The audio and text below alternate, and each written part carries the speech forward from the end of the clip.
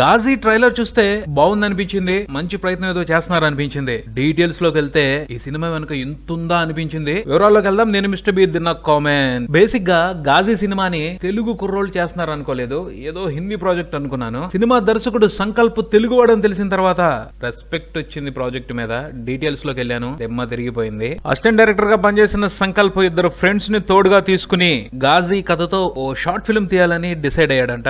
అందుకోసం lower tank bund లో ఓ set వేసాడు. ఆ సెట్ చూసిన నిర్మాత, అష్టచమ్మ నిర్మాత సపోర్ట్ చేయడంతో ఇది నేషనల్ సినిమా అయింది. అంటే ఆ ముగ్గురు కుర్రోళ్ల తపన, ఆ ప్రాజెక్ట్ ని ముందర తీసుకెళ్లడం కోసం వాళ్ళు ఆల్రెడీ చేసిన ప్రయత్నాలు ఇవన్నీ చూసి ఇంప్రెస్ అయ్యి పీవీపీ సినిమా, మ్యాట్నీ ఎంటర్టైన్మెంట్స్ ఈ సినిమాని పెద్దగా నిర్మించడానికి పూనుకున్నాయంట. హానెస్టీ తోడుగా డేరింగ్ తో చేసిన అటెంప్ట్స్ చిన్నగా మొదలుపెట్టిన పెద్ద షేప్ తీసుకుంటాయని చెప్పడానికి పర్ఫెక్ట్ ఎగ్జాంపుల్ ఈ గాజీ సినిమా అని చెప్పుకోవచ్చు. ప్రొడక్షన్ కి సంబంధించి ఇది ఇంట్రెస్టింగ్ మ్యాటర్ అయితే సినిమా కథ ఇంకా ఇంట్రెస్టింగ్ గా ఉంది. గాజీ అనేది పాకిస్తాన్ జలాంతర్గామి. దాన్ని ఆ దేశం అమెరికా నుంచి అరువు తెచ్చుకుంది 1964లో. 1971లో విశాఖపట్నం తీరానికి దగ్గర ఆ జలాంతర్గామి నీళ్లలో మునిగిపోయింది. ఎప్పట్లాగానే పాకిస్తాన్ వేసిన వెధవ వేషాలని ఇండియా తిప్పికొట్టడం మూలంగానే అది మునిగిపోయింది అని మనోళ్లు వాదిస్తుంటే, ఓ యాక్సిడెంట్ మూలంగానే గాజీ మునిగిపోయిందని పాకిస్తాన్ సమర్థించుకుంది.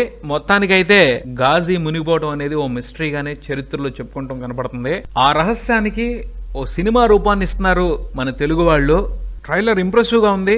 బ్యాక్ డ్రాప్ తెలుసుకున్న తర్వాత ట్రైలర్ చూస్తుంటే ఇంట్రెస్ట్ మరింత పెరుగుతుంది. ఫిబ్రవరి 17న థియేటర్లకు వస్తుంది ఈ సినిమా. చూద్దాం ఈ సినిమా ఎలాంటి నైస్ ఎక్స్పీరియన్స్ ని ప్రేక్షకులకు అందిస్తుందో. మరిన్ని అప్డేట్స్ కోసం కీప్ వాచింగ్ మారుతి టాకీస్.